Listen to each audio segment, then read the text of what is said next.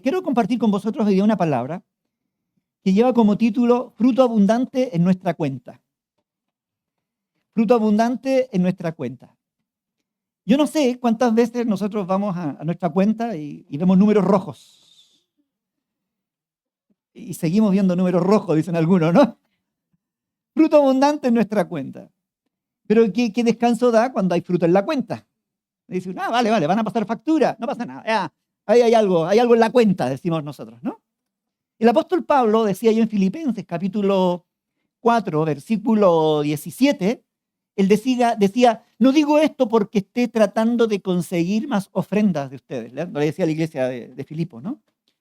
Sino que busco fruto que abunde en vuestra cuenta.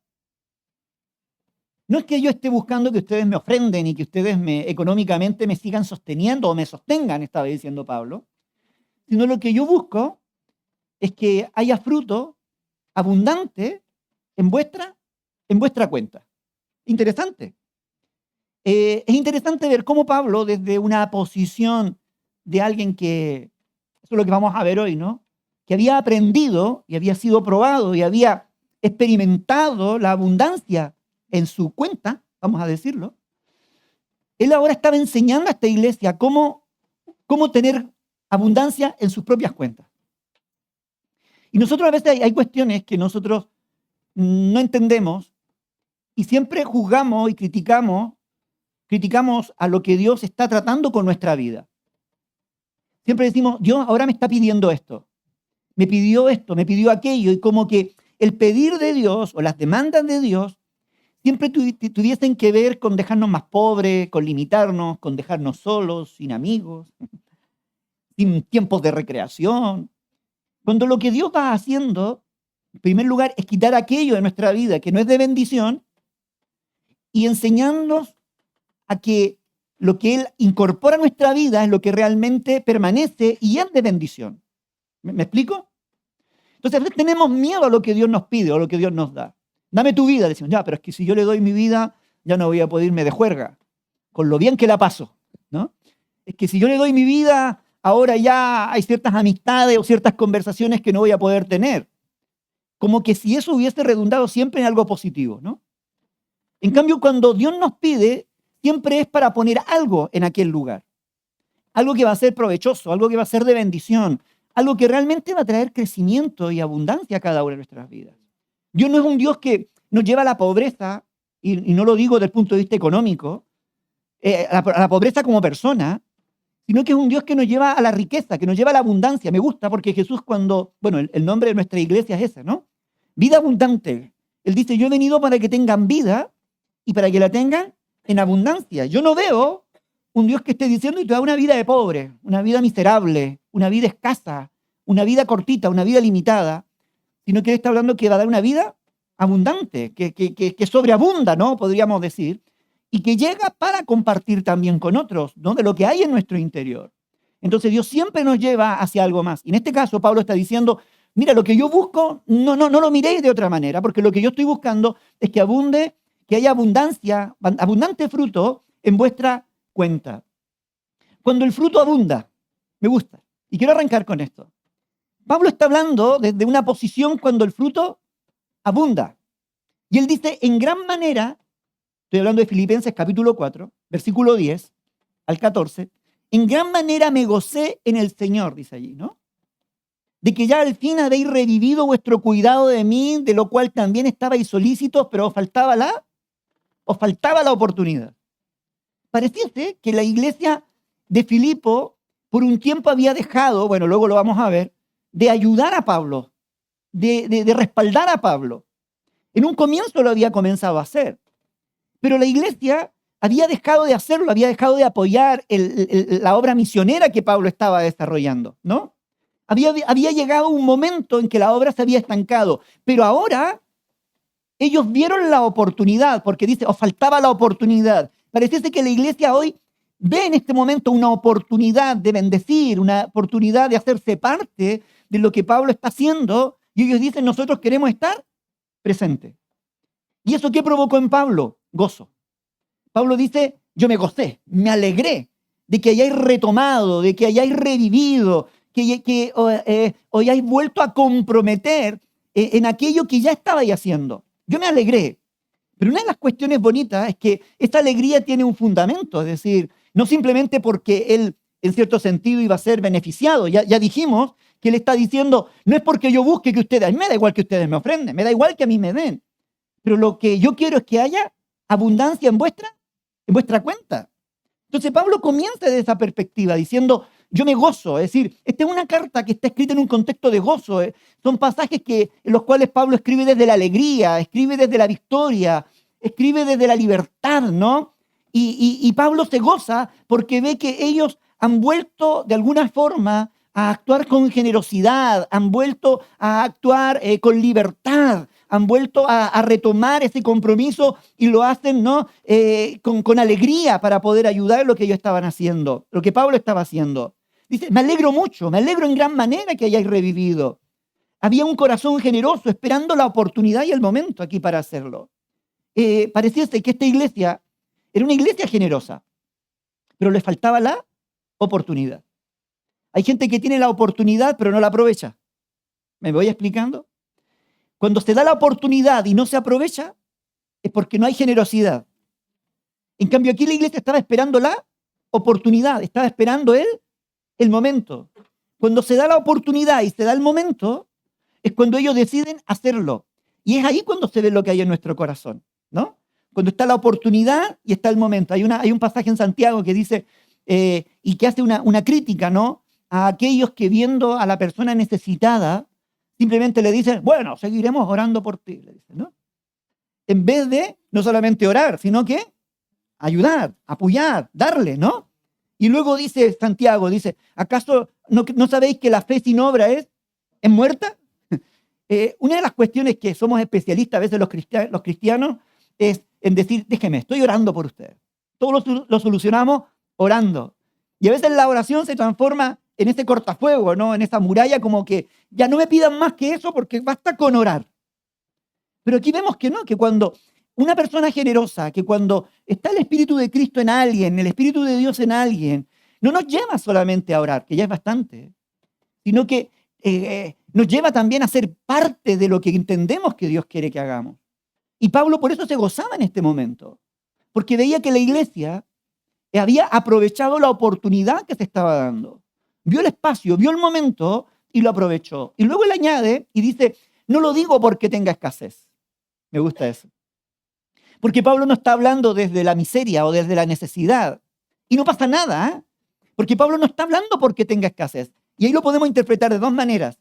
Porque él podría estar hablando desde la abundancia, no, porque ahora tengo mucho. O podría estar diciendo, no es porque esté pasando por una situación de problema. Me voy explicando real. Él no está hablando aquí el contexto de su alegría, no tiene que ver porque él está en una situación de vulnerabilidad. Me encanta. Porque Pablo lo deja claro, no es porque tenga escasez, pues he aprendido. ¿A qué? A contentarme con cualquier cosa. En otras palabras, han escuchado esa frase, no es por mí, en este caso es por ti. O cuando alguien quiere terminar con su pareja, dice, no eres tú, soy yo. Y en este caso, no soy yo, eres tú. No, aquí es al revés. Esto no es por mí. Yo no me alegro por mí. Y me gusta esa posición. Porque a veces Dios cuando nos dice cosas o nos da consejos, es que no es por Él, es por nosotros. ¿Te has dado cuenta? Una de las cuestiones que yo he aprendido dentro de mi filosofía de vida es que Dios no me necesita. A veces te estorbo. ¿Seguro?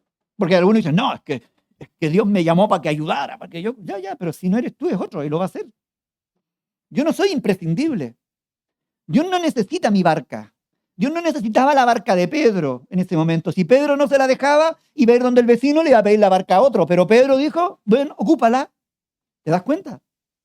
Nosotros no somos imprescindibles. Entonces esto Pablo está diciendo, no lo digo por mí, perdónenme, pero no lo digo porque yo tenga un problema económico, porque ahora esté pasando por una situación difícil. No pasa nada, yo estoy contento. Mira, el que está en abundancia, por eso que el fruto, cuando el fruto abunda, en Pablo había un fruto que abundaba, El gozo no depende de las circunstancias. La alegría no está condicionada de la estabilidad económica, o la paz no está condicionada por las circunstancias que están allí, porque hay un fondo, hay un fruto ahí en el interior, ¿cómo se llama? Establecido en el corazón, que ha crecido en el corazón, que tiene que ver con la confianza en Dios, que tiene que ver con la dependencia de Dios. No sé si me logro explicar. Entonces Pablo habla de esta posición, dice, es que yo he aprendido a contentarme, y me gusta, he aprendido, porque eso hay que aprenderlo. ¿Sí? Cualquier sea mi situación, nosotros tenemos que aprender. Hay muchos de nosotros que estamos en ese proceso de aprender, ¿no? ¿Sí? Y todavía nos queda aprender. Es fácil dar gracias a Dios en los momentos de abundancia, pero es difícil dar gracias a Dios en los momentos de escasez. Es bueno cantar y decir gloria, aleluya, gracias Señor, cuando las puertas se abren. ¿Y qué cuando las puertas se cierran? ¿Y qué cuando pasa una semana, otra semana, un mes, otro mes, 2 meses, 1 año, 3 años, 4 años, 5 años, 6 años, 7 años? ¿Cómo cambia nuestro vocabulario? ¿Cómo es nuestra actitud? ¿Dónde está el contentamiento? ¿Dónde está la alegría? Perdemos el gozo, perdemos la paz y se nos escapa, ¿no? La tranquilidad que podríamos tener. Pero Pablo decía, he aprendido. Yo recuerdo que cuando éramos niños, yo hace varios años atrás, y no aprendía, la lección no pasaba a la siguiente lección. Hoy no. Los tienen que pasar porque se frustran. Entonces llegan a segundo, tercero, cuarto y no leen, por ejemplo, algunos, ¿no? Pero los tienen que pasar porque el sistema está hecho así, no es culpa de los profes. El sistema ha dicho que no, tienen que, porque si no, los niños. Pero en mi tiempo no era así. Si tú no aprobabas una lección, no avanzabas a la siguiente. Y luego ibas a la siguiente. Entonces nosotros a veces queremos avanzar en ciertas situaciones en nuestra vida, pero dice, no, tranquilo, mientras no aprendamos, no avanzamos. Y Pablo estaba avanzando, o Pablo había crecido, Pablo estaba lleno de fruto, había una abundancia en su fruto, porque estaba aprendiendo lecciones en su vida de las experiencias que había vivido, había aprendido lecciones que hoy eran parte de ese fondo, de parte de esa riqueza que le daba estabilidad y alegría y gozo, ¿no? Aún en los momentos difíciles. Así que no es por mí, decía Pablo. Yo estoy gozoso, pero no es por mí. No es por lo que yo estoy viviendo, porque yo he aprendido cual que sea mi situación. En todo y por todo estoy, luego añade, en todo y por todo estoy enseñado. ¡Oh, qué fuerte eso, ¿no? A veces nosotros aprendemos una cosa y pensamos que ya... No, es que todavía hay otras áreas de nuestra vida en las cuales tenemos que ser enseñados. ¿Me voy explicando? Hay alguien que te está enseñando. Hay alguien que te está formando. Hay alguien que le está dando forma a tu vida, le está dando dirección a tus pensamientos. Hay alguien que te está desestructurando. Hay alguien que te está guiando en este proceso de desaprender para aprender de nuevo. Y ese es el Espíritu Santo. El Espíritu Santo en nuestras vidas, dijo Jesús, que nos iba a guiar a toda verdad, nos iba a coger de la mano, que eso es un poco la figura, y nos iba a llevar y nos iba a guiar a toda verdad. Entonces, en medio de ese enseñar, Él nos está guiando. ¿Para qué? Para que, sea cual sea la situación que vivamos, de ella aprendamos y en nosotros haya un fruto que abunde en nuestra cuenta, tengamos un fondo en nuestra cuenta. ¿Te das cuenta? Yo siempre creo que una de las cosas que he admirado es esa gente equilibrada. Esas personas que se mantienen estables, firmes, a pesar de las circunstancias, a pesar de las situaciones, y que tú los ves, pueden tener sus pequeños dobleces, pero ahí tú los ves. Siguen siendo los mismos, no sé si te das cuenta, ¿no? ¿Por qué? Porque ya tienen un fondo, han sido tratados por la vida, han sido formados, y especialmente se han sido formados en el carácter de Dios. Hay un fruto que abunda en la cuenta, en su corazón, que les da esa estabilidad de carácter. Y uno dice, ¿cómo lo hace? Es que ha habido una vida que aprende, ha habido una vida de formación. Han sido probados, han sido enseñados, ¿no? Habían sido tratados, todo y en todo. La escuela del cielo le llamo yo esto, ¿no? Y la escuela del cielo es completa. Me gusta eso. Porque nosotros llegamos, lo que a veces hablamos, ¿no? Llegamos aquí porque tengo una enfermedad, porque busco trabajo. Siempre hay un motivo. Pero Dios dice, vale, pero esa es la excusa. Pero yo te voy a hacer un tratamiento completo. Pablo dice, en todo y por todo y en todo he sido enseñado. Es decir, Dios hace un trabajo integral en nuestras vidas. No solamente trabaja nuestros pecados, ¿no? Que es la raíz, ¿no? Y trabaja con nuestro orgullo, pero luego trabaja sanando nuestra mente, sanando nuestro corazón, sanando nuestras relaciones, cambiando nuestros objetivos, cambiando nuestra escala de valores, ¿no? Ayudándonos con nuestro temperamento, ayudándonos a nuestras relaciones con nuestra familia, reestructurando o restaurando nuestro hogar, nuestro matrimonio. Y Dios se mete también en nuestra economía, se mete en nuestro trabajo, se mete aquí, se mete allá, y al final lo empieza a abarcar todo. Porque el deseo de Dios es que en todo seamos enseñados. ¿Sí? Tú tal vez eres bueno en ciertas áreas. ¿Y las otras? ¿Qué pasa con las otras? Pablo decía, en todo y por todo he sido enseñado. La escuela del cielo es completa, es integral, abarca todas las áreas de nuestra vida, ¿no? Y por eso que Pablo después añadía con ese texto que todos conocemos, que dice... Ay, ¿cuántos habían dicho este texto? ¿Ah? El jueves creo que lo dijiste aquí, Mayra, ¿no? Todo lo puedo en Cristo que me... ¿Cuántas veces decimos este texto? Es uno de nuestros caballitos de batalla, ¿no? Estamos pasando por una dificultad y decimos, todo lo puedo en Cristo que me fortalece. Y es como ese coach que tenemos dentro. No, dice, no, Johnny, tú todo lo puedes, todo. Ya, pero para que lo puedas todo, primero tienes que ser enseñado. Es que no todo lo vas a poder si no has sido enseñado, si no has sido probado, si no has sido formado, si no has estado en la escuela del Señor. ¿Te das cuenta? Por eso que a veces no podemos decir, todo lo puedo en Cristo, todo lo puedo. Bueno, ya veré si puedo, ¿no? Y terminamos frustrándonos porque no somos capaces de dar la talla, no somos capaces de estar a la altura, claro, porque ese todo lo puedo en Cristo está basado en la experiencia que Pablo había vivido. Después que Pablo había sido probado, había pasado por la abundancia, por la escasez, había pasado por victoria, había pasado por ser un hombre muy famoso, a ser un hombre despreciable, un hombre respetable, a ser un hombre que nadie lo quería ver, etcétera, pasar por todas las situaciones de honra, de deshonra. Había sido probado en todo y por todo. Y él dice, todo lo puedo en Cristo, que me fortalece. Porque había visto la fortaleza de Dios a lo largo de su vida, a lo largo de esa experiencia, ¿no? La fortaleza era del cielo en medio de las circunstancias. La riqueza de fondo que tenía Pablo, el fruto abundante que había en Pablo, era porque había aprendido, ¿no?, a depender del Señor y entendía que la fortaleza no viene de otra parte, sino viene del cielo. Y dice, todo lo puedo es decir, fuera de Cristo no hay fortaleza. ¿Me voy explicando? Nosotros podemos vivir las situaciones en Cristo o fuera de Cristo. Y por lo general en la vida siempre la hemos vivido fuera de Cristo, a nuestra manera. Y tenemos el orgullo de decir, no, yo voy a salir adelante, yo lo puedo lograr, esto aquí, vamos a hacer esto, vamos a hacer lo otro. Y nos volvemos locos buscando soluciones y respuestas hasta que de pronto nos rendimos y decimos, no, Señor, hazlo tú. Y cuando Él lo hace, se logra, ¿no? Es en Cristo cuando la fortaleza viene. En Cristo es cuando las cosas se hacen posibles. Cuando estamos en Cristo es cuando aprendemos realmente, crecemos y maduramos. En Cristo es cuando nuestro fondo se va llenando también, ¿no? De humildad, de sencillez y de sabiduría. Pero es en Cristo, no fuera de Cristo. Y Pablo había aprendido eso. Todo lo puedo había descubierto.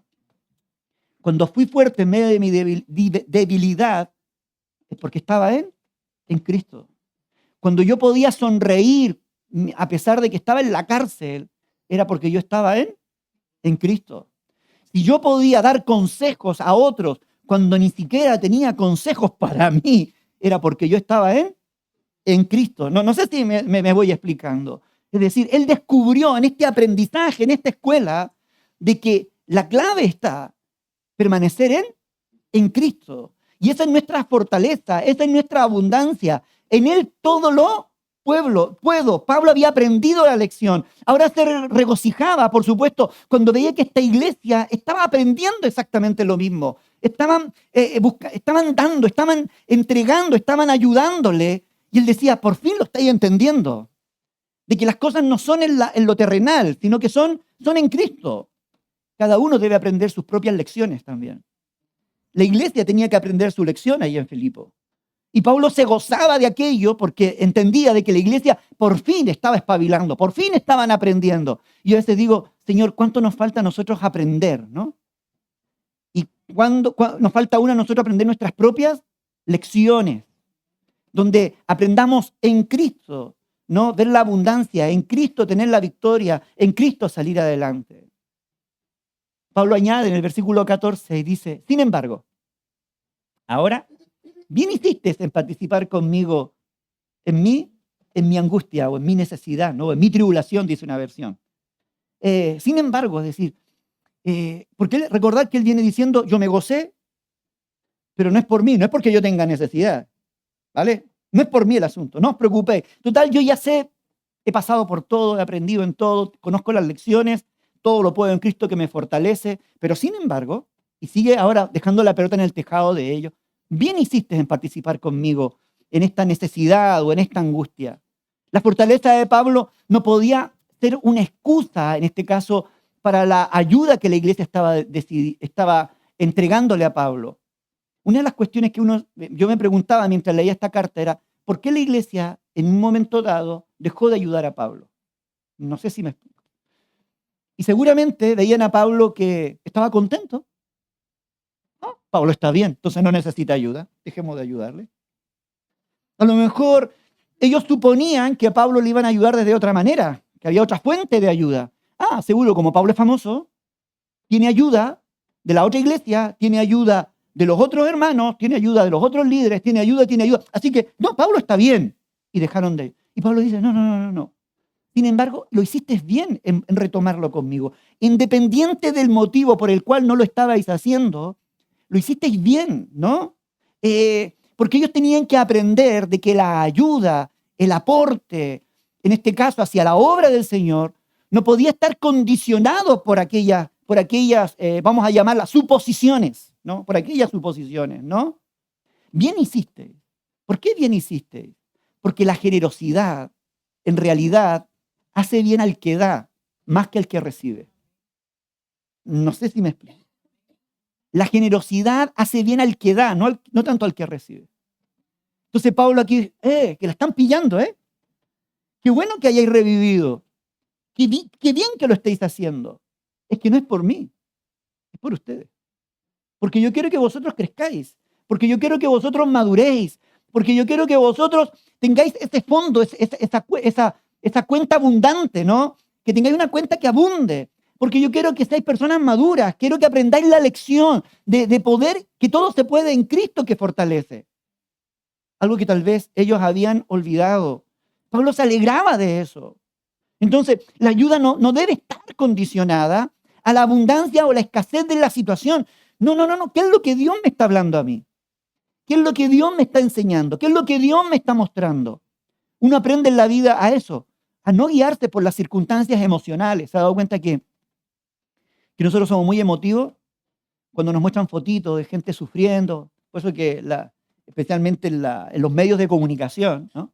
Siempre nos están mostrando fotos o imágenes de niños muertos de hambre, de la guerra de aquí, y como que quieren conmover la fibra y tocarnos la fibra para que la gente meta la mano al bolsillo y pueda dar, ¿no? Y al final es toda una manipulación, porque nosotros no tenemos que dar porque, ay, me tocó el corazón y me dio pena y lástima. No. La gente generosa no se mueve por sentimientos. ¿Me voy explicando? La gente generosa se mueve por principios. Lo hace porque entiende que eso es lo correcto. Entiende que es su compromiso de hacerlo, que es su deber hacerlo. ¿Me voy explicando? No es simplemente porque, ay, lo veo tan mal. A veces sí, uno se guía y vale, haces una obra. Pero por lo general, la Biblia dice que tenemos que ser movidos a misericordia. Es cuando la misericordia está en nuestro corazón.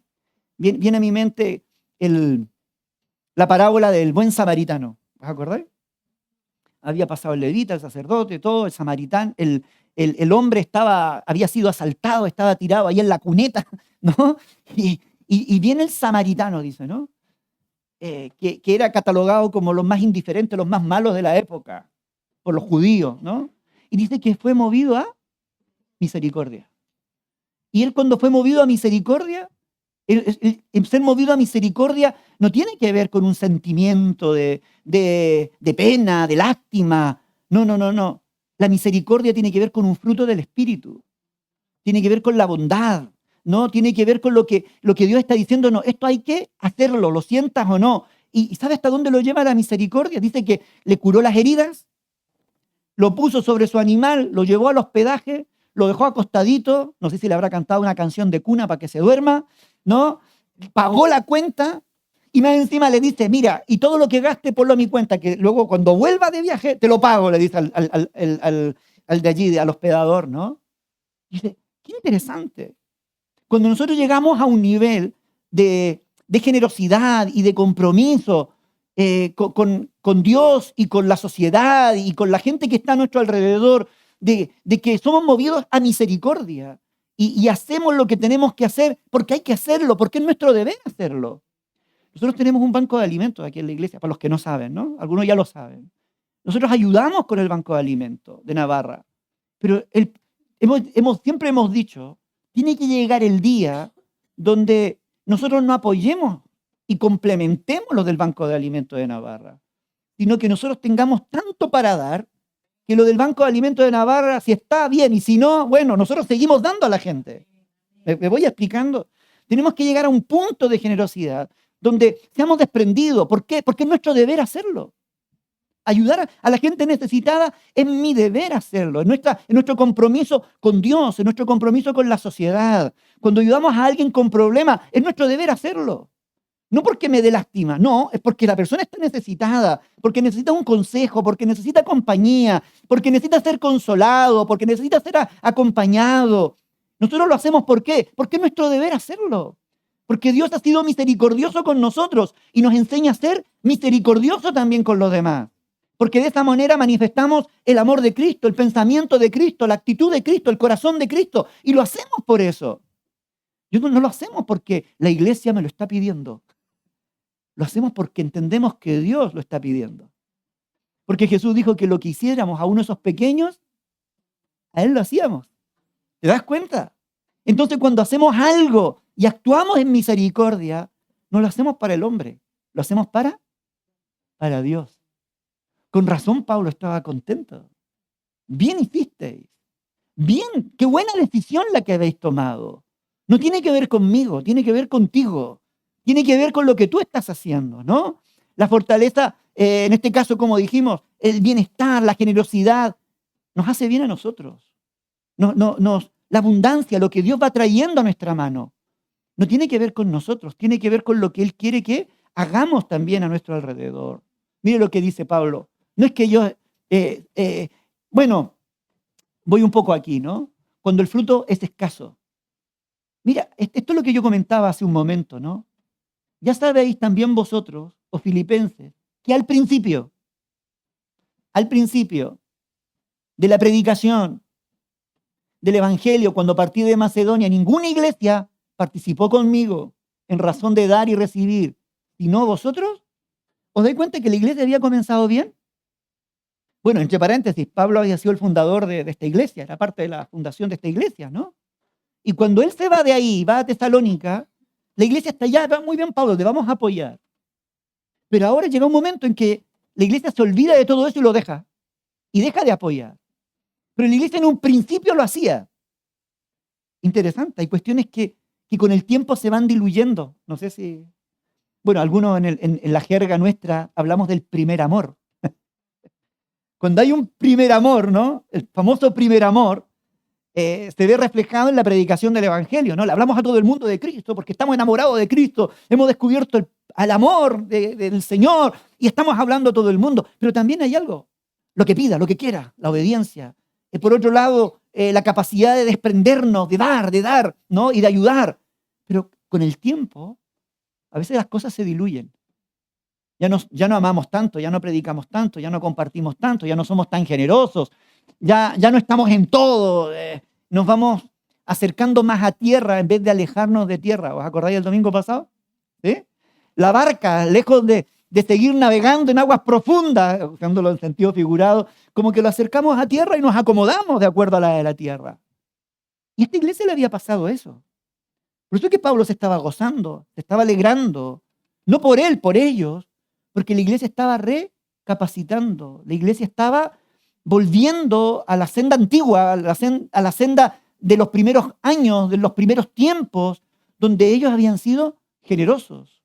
Aún en medio de su, vamos a llamarlo, de su escasez, en medio de su debilidad, en medio de su humildad y sus limitaciones, esta había sido una iglesia que había servido de ejemplo.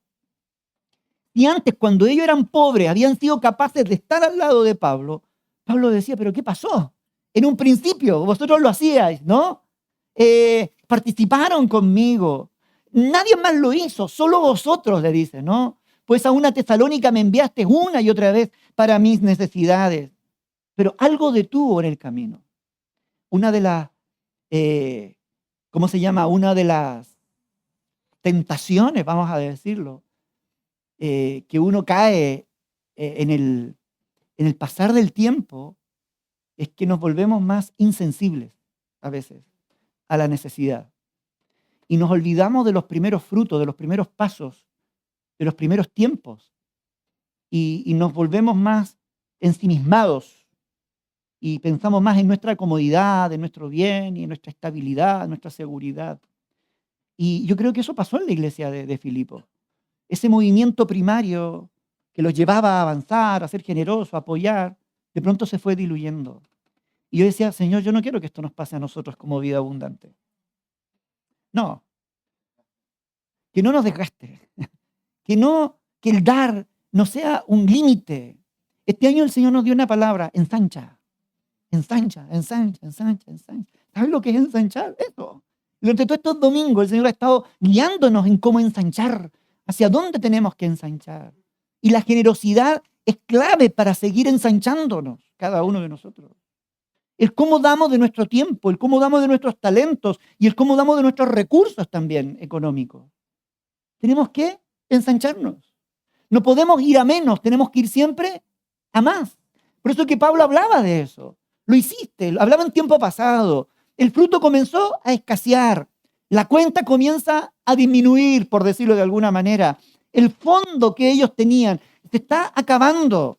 Entonces Pablo se alegra en este sentido de que ellos se hayan reactivado. Y otra vez, y ahora llego al texto, no lo digo porque esté tratando de conseguir ofrendas de vosotros. A él le había llegado a recibir una ofrenda de la iglesia. Él no dice, mira, es que yo no es por mí, sino que busco fruto que abunde en vuestra cuenta. ¿Cómo veía Pablo este ejercicio de dar? ¿Cómo lo interpretaba? ¿Cómo lo graficaba Pablo en su mente? ¿Cómo creéis vosotros? ¿Tesoros en el cielo?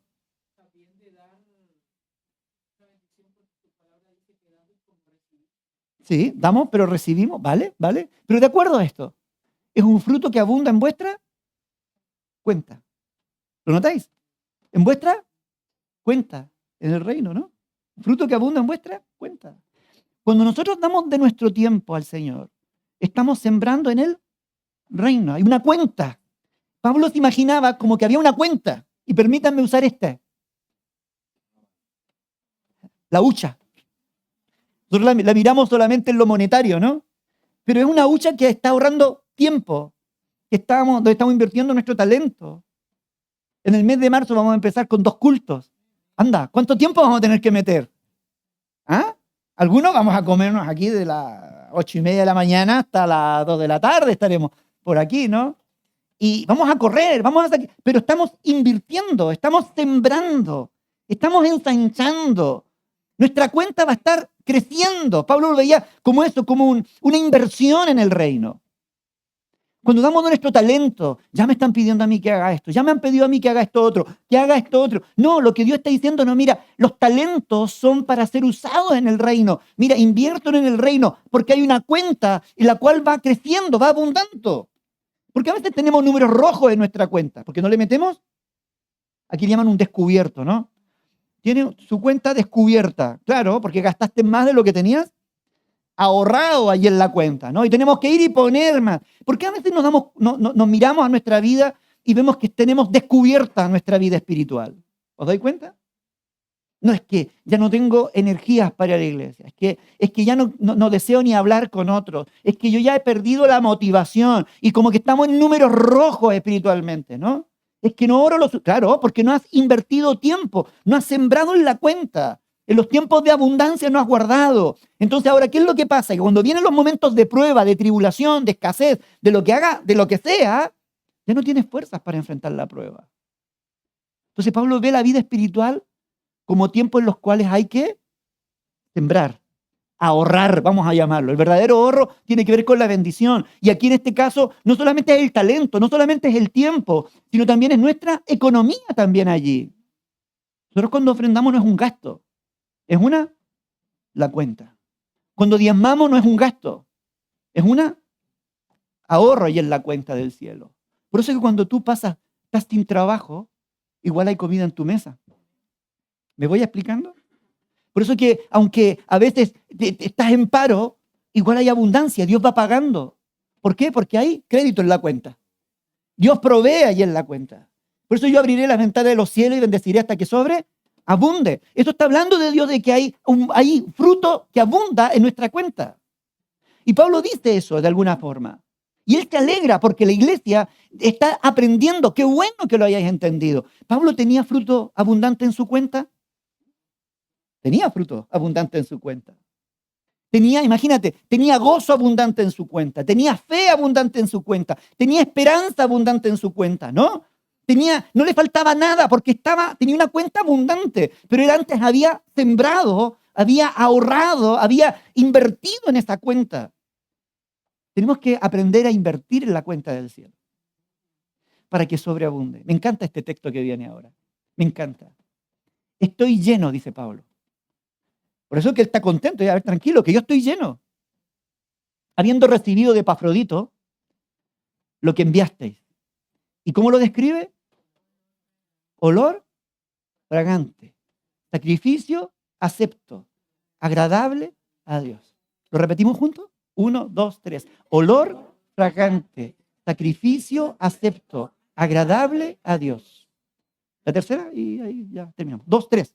Olor fragante, sacrificio acepto, agradable a Dios. Ya os dije que el anterior era como que Pablo veía todo como una hucha en el cielo, ¿no? Y ahora, ¿qué es lo que está viendo Pablo aquí? ¿Qué imagen se le vendrá a su mente? El sacrificio del Antiguo Testamento, ¿no? Donde ponían el animalito y el animalito subía, el olor, la barbacoa, ¿no? El humo subía a la presencia de Dios.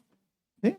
Y si el sacrificio había sido perfecto, porque ese animal, qué sé yo, el animalito no tenía defecto, el animalito tenía 1 año, el animalito había sido bien degollado y todo. Dice que eso cuando se quemaba subía. Y Dios decía, esto es olor agradable. Sacrificio acepto, lo recibo, decía Dios, ¿no? En esa época. Y Pablo estaba viendo que la inversión, ¿no? Era como un sacrificio. Lo que vosotros estáis haciendo, en otras palabras, no sube ante mí, no me agradéis a mí. Está subiendo ¿a dónde? Ante Dios. ¿Sabe? Esa es una de las cuestiones más interesantes dentro del reino. Que lo que hacemos aquí en la tierra tiene repercusiones en el cielo.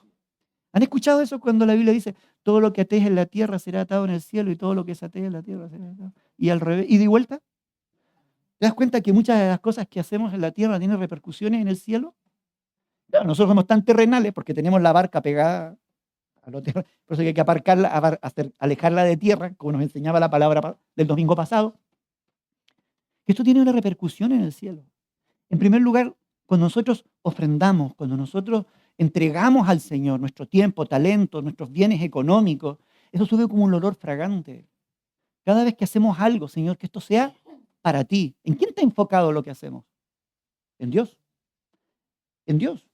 No está enfocado en el hombre, no está enfocado en la institución, no está enfocado en que la gente lo apruebe o lo desapruebe. No, yo quiero que esto sea agradable ante ti. Que a ti te guste, Señor. Que tú lo aceptes. Esto es para el Señor. Es agradable a Dios. Y si hay algo que le agrada a Dios es cuando somos generosos. Cuando somos dadivosos. Cuando dejamos de ser mezquinos. Cuando dejamos de ser egoístas. e invertimos, ¿no?, nuestro tiempo ante el Señor. Esto no es por mí, es por ti, vuelvo a repetir. Pablo aquí vuelve a dejarlo claro, es que no es por mí, yo estoy bien, yo he aprendido, yo no tengo necesidad, estoy en abundancia, estoy bien, hay abundancia en mi corazón, pero me alegro por vosotros, que lo estáis aprendiendo, que lo estáis reactivando. En este caso, la iglesia de Filipo lo estaba reactivando. A lo mejor algunos de nosotros necesitamos reactivarnos en esta área. Necesitamos movernos también en esta área y entender de que la obra que Dios ha puesto en nuestras manos es para eso, es para que podamos sacarla adelante, para que podamos invertir en ella nuestro tiempo, talento, nuestra economía, y esta obra pueda seguir creciendo para el reino de los cielos. La realidad espiritual de dar, esto no es aquí en la tierra. Cuando damos, siempre damos para el Señor. Es un fruto en nuestra cuenta.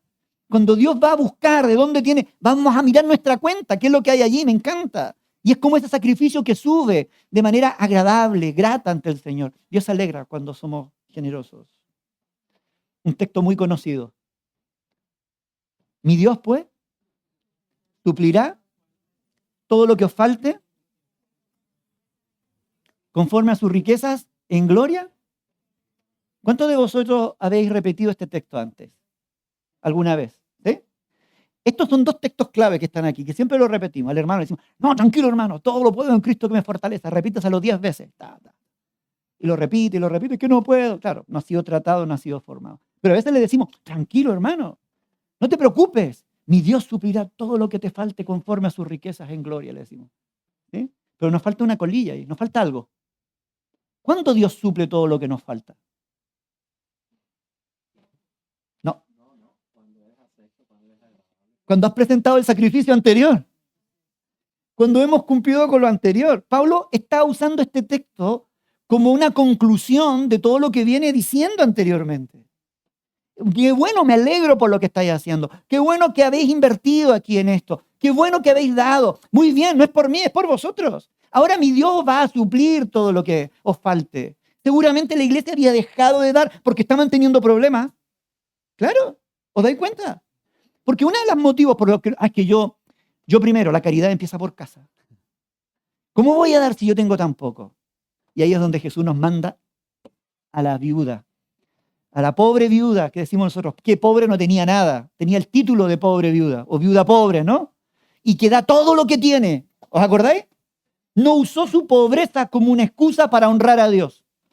Era una mujer tan agradecida que aún de su pobreza dio todo lo que tenía, que era la comida del día, y seguramente no sabía que iba a comer al día siguiente. No se aseguró el día de mañana, sino que descansó en Dios, dando todo lo que tenía. Hay una narración, y ya estoy casi terminando, que a mí me encanta, que está en Reyes. Es cuando el profeta Elías pasa por momentos de escasez. Y Dios, cuando viene la sequía, y Dios lo manda donde la viuda de Sarepta, de Sidón. ¿Os acordáis? ¿Cuántos os acordáis de esa historia? Muy interesante esa historia, ¿no? Y la pregunta es, ¿y por qué no lo mandó donde el ricachón de la... Claro, es decir, es que Dios es muy raro, ¿no? ¿Por qué Dios se mete con la pobre y no se mete con el rico? ¿Por qué Dios siempre le pide al pobre y no le pide al rico? Porque Dios me pide a mí y no le pide al dueño del Mercadona. ¿Por qué? ¿No? ¿Por qué a mí me pide que hagamos cosas y no se la pide al rico, al que tiene abundancia? ¿Por qué no lo hace? Aquí viene la respuesta. Porque... ¿Por qué no lo hace? ¿Os dais cuenta? ¿Os dais cuenta? Y va donde la viuda y claro, estaba comiendo del arroz. Bueno, lo manda donde la viuda y cuando llega donde la viuda, él le dice, dame a mí. Primero, la viuda estaba recogiendo todo, juntando leña, tenía un poco de harina, tenía una medida de aceite. ¿Y qué estás haciendo? No, aquí voy a hacer unos pancitos porque luego ya yo me echo a morir con mi hijo y se acabó el cuento, ya está. No, le dice Elías, dame a mí primero. Qué desgraciado ese Elías. ¿No ve que la pobre viuda no tiene que comer, está a punto de morirse y con ello muere? Qué descriterio, ¿no? Qué descriteriado a veces. La falta de criterio. No es una falta de criterio, son principios diferentes. Son puntos de vista totalmente diferentes a como nosotros pensamos. Nuestra justicia social nos dice que los ricos tienen que darle a los pobres, pero la justicia del reino, la gloria de Dios se manifiesta a través de los pobres. en medio de nuestra pobreza. Dame a mí primero. Y la viuda dice, seguro, seguro, que no te va a faltar, la harina ni el aceite te va a faltar. Hazlo, confía que eso va a ser así. Va a haber abundancia. Mi Dios puede suplir a todo lo que te falte conforme a sus riquezas en gloria. Si hubiera sido Pablo, le hubiera dicho eso, ¿no? Pero como era Elías, le dijo otra cosa. Vale, le dice allí. Dice que la viuda lo hace y le da a él primero. Y la viuda no murió de hambre. No le faltó la harina y no le faltó el aceite. ¿Por qué lo hace? ¿Acaso Dios no podía haber usado otro medio para sustentar a Elías? Pues sí. ¿Podría haber usado un rico para sustentar a Elías? Pues sí. Si Dios hubiese usado un rico, la viuda se muere de hambre. Si Dios hubiese usado otro medio para sustentar a Elías, la viuda se muere de hambre. Entonces Dios no lo hace porque no tenga medios. Dios lo hace porque quería salvar a la viuda y a su hijo. ¿Notáis la diferencia? Cuando Dios nos pide a nosotros, es porque me quiere ayudar.